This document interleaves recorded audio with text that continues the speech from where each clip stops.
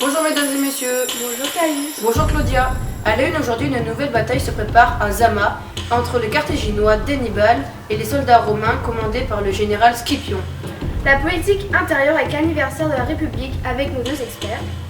Puis, nous avons appris très tôt ce matin une catastrophe naturelle à Pompéi. Nous nous intéressons ensuite à l'actualité culturelle avec l'adoption du projet du théâtre de Curion, une nouvelle mise en scène de la marmite de Plot et enfin la parution d'un nouveau best-seller, l'Énéide de Virgile, qui nous entraîne aux origines de Rome. Dans notre chronique, Rome un destin, le portrait d'une Vestale, prêtresse chargée du feu sacré de Rome. Et enfin, l'actualité people avec le mariage caché de César et la fête des Saturnales. Comme nous l'annoncions dès le début de cette édition, une nouvelle bataille se prépare entre les Carthaginois et notre armée, qui est sous les ordres du général Scipion. Nous retrouvons notre envoyé spécial Titius Livius. Oui, bonsoir Claudia et Caius. Nous sommes en direct de Zama. C'est l'après-midi et dans la plaine, les deux camps se font face. Hannibal a mis en première ligne ces célèbres éléphants qui font la réputation de cette armée. Nous rappelons que ce guerrier et ses soldats sont un fléau qui a fait trembler la République, avec une avancée extraordinaire durant 15 ans de campagne. Cela était sans compter sur le génie militaire Scipion qui est parvenu à reprendre l'Hispanie aux Carthaginois et après être passé par la Sicile a envahi l'Afrique et réussi à avoir une armistice avec le peuple punique. À ce moment-là, Hannibal a été rappelé et l'armistice a été rompu. C'est pourquoi les deux belligérants s'affrontent ici à Zama. Merci Titius Livius pour ces informations. Nous ne manquerons pas de suivre au plus près l'évolution de la situation. Retrouvons le sourire avec un peu d'actualité sportive. Course de chars et combat au sein du Colisée, où le champion en titre Hermès combat pour sa 18e victoire. Mais rejoignons Juvenatis au Circus Maximus, où la foule se prépare à encourager les cochers. Bonjour Claudia, bonjour Caius. Je suis dans les tribunes, les caveas du Circus Maximus qui remontent au roi Tarquin l'Ancien. Vous pouvez voir derrière moi les esclaves qui préparent la piste pour les concurrents des 7 tours. Pendant ce temps, Constantius de Narbonne, qui porte comme à son habitude la couleur jaune, s'échauffe et espère remporter une nouvelle victoire, mais moins sanglante, la dernière car rappelez-vous, les cochers avaient perdu la vie. Le Circus Maximus est plein à craquer. 250 000 personnes survoltées s'apprêtent à suivre cette course qui promet un beau spectacle. Merci, nous serons là pour les résultats ce soir. Clio, vous allez nous parler de la journée qui se prépare demain au Colisée. Bonjour Caius et Claudia. Demain, une belle journée de combat aura lieu au Colisée. Le matin, les chasses mettront face à face les bêtes les plus féroces et les Vestales. Les combattants spécialisés dans ce domaine. Le public soutiendra notamment Rodin et Anatis. L'après-midi sera rythmé par les combats de gladiateurs et notamment le combat d'Hermès, le grand champion du moment qui a accepté de nous faire part de son état d'esprit. Bonjour Hermès. Bonjour. Alors comment abordez-vous le combat de demain? Je suis plutôt serein, mon entraînement dans l'eau s'est bien déroulé. Lors du dernier combat, vous avez connu pas mal de blessures. C'était assez important, mais c'était que superficiel, tout est rentré dans l'eau assez rapidement. L'adversaire que vous allez rencontrer demain est peu connu, mais a montré beaucoup de combativité. Oui, je sais qu'il faudra rester attentif, je sais notamment qu'il peut me perdre grâce à son jeu de jambes. Merci Hermès, et nous vous souhaitons bonne chance pour demain. Merci. Merci Clio. Surtout, soyez tôt le matin au Colisée pour pouvoir prendre vos places gratuites puisque les jeux sont offerts par l'édile. Il risque d'y avoir beaucoup de monde. Un peu d'actualité culturelle, maintenant avec l'adoption du projet du théâtre de Curion par l'ensemble du peuple. Une nouvelle mise en scène de la marmite de Plot et enfin l'apparition d'un futur best-seller, l'Énéide de Virgile. Nous accueillons pour cela Maria et Théos.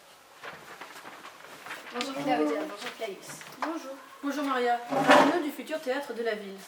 Eh oui, nous vous annonçons aujourd'hui la décision des citoyens de choisir le projet du théâtre de Curion. Ce théâtre, ou devrais-je dire ces deux théâtres, ont la particularité d'être deux demi-cercles construits symétriquement. Nous pourrons venir applaudir des pièces, mais ensuite, et là est la surprise, ces deux théâtres pivotent pour former un grand amphithéâtre. Les amateurs de combat de gladiateurs pourront venir admirer leurs héros. Un autre projet a été présenté, mais il a été rejeté à l'unanimité. le projet de Julius Wernius qui souhaitait construire son théâtre en 80 jours. Mais peu de gens y croyaient. Ce seront donc les 2 théâtres pivotants en bois qui seront construits dans notre cité. Autour de Terentia, vous êtes allés voir pour nous, Terentia, la nouvelle mise en scène de la marmite de Plot.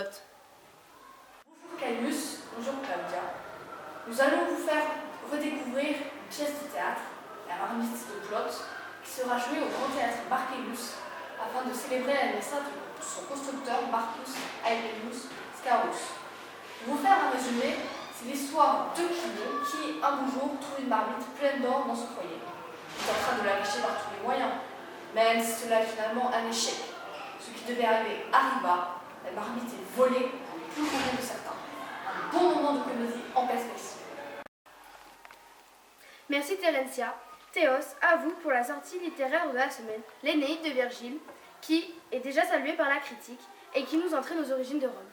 Oui, Claudia et Caius, l'Énéide remonte en effet à la chute de Troie lorsque notre héros aîné fuit et va errer sur la mer accompagné de ses camarades dans le but de trouver une terre pour y fonder une nouvelle patrie.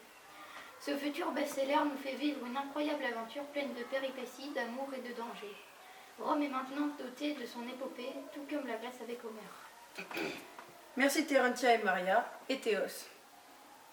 Au revoir. Au revoir. Enchaînons avec notre rubrique Rome un destin, dans laquelle nous allons faire plus ample connaissance grâce à notre équipe avec un personnage très important de la cité, une Vestale. Celles-ci sont chargées du pouvoir de protéger le feu de Rome, gardant ainsi entre leurs mains la pérennité de l'Urps. Nous remercions notre reporter Aeliulus Gélis. Bonjour Sylvia. Bonjour. Maintenant, vous nous recevez dans votre maison qui se situe près de la Regia, qui est à l'origine de la maison du roi. Maintenant, celle-ci est devenue la demeure du grand prêtre, sous la tutelle duquel vous vous trouvez, et où brûle le feu sacré de Rome. Mais une première question. Nous savons tous que la ville de Vestale demande beaucoup de sacrifices. Depuis quel âge êtes-vous à Vestale ? Je garde le feu sacré depuis mes 7 ans. J'ai été choisi par les prêtres de Rome. Cela fut d'un grand honneur pour ma famille. Et quels sont les devoirs de votre métier ? Nous devons surveiller le feu sacré et nous entretenons le temple de Vesta. N'oublions pas que nous devons éviter absolument toute fréquentation avec un homme, à moins qu'un dieu nous choisisse. Vous faites référence bien sûr à l'histoire de Sylvia et de Mars, qui sont les parents de Romulus et Rémus. Et combien êtes-vous au maximum au temple chaque jour ? 3 ou 4, cela nous permet de mieux surveiller le feu et d'éviter qu'il ne meure. Que risquent les gardiennes si le feu s'éteint ? Un feu éteint est symbole de mauvais présage pour la cité. La Vestale responsable risque la mort et sans avoir des mineurs pour fouetter. Cela est-il déjà ? Non, heureusement. Merci pour ce témoignage exclusif. Nous savons que vous n'accordez pas beaucoup de nous. Cela fut une grande chance pour nous. Merci beaucoup. Pour la fin de notre journal, une note beaucoup plus légère, notre actualité people. Nous rejoignons notre reporter au mariage de César. Donc là, on est caché dans les fourrés, on n'a pas pu accéder. Donc on est l'un des seuls journalistes à pouvoir avoir une place assez nette pour voir le mariage de César qui a commencé. Donc on voit le prêtre qui va prononcer le verdict pour le mariage. Et on voit bien sûr César et Cléopâtre se tenant. Et donc voilà, on ne pourra pas vous en dire plus. Au revoir. Maintenant, Macrobe va nous faire participer au Saturnal. Oui, en effet, n'oublions pas le fête des Saturnes. Le fête des Saturnales se déroulera le 17 décembre. Tout le monde étant lié s'écrit Bona Saturnalia. Alors n'oubliez également pas de suspendre vos guirlandes et d'offrir vos cadeaux coutumiers. Voilà, notre édition est terminée. Ce soir au programme, n'oubliez pas notre nouvelle émission L'amour est de Rome. Quant à nous, nous nous donnons rendez-vous ce soir pour de nouvelles informations. Au revoir. Au revoir.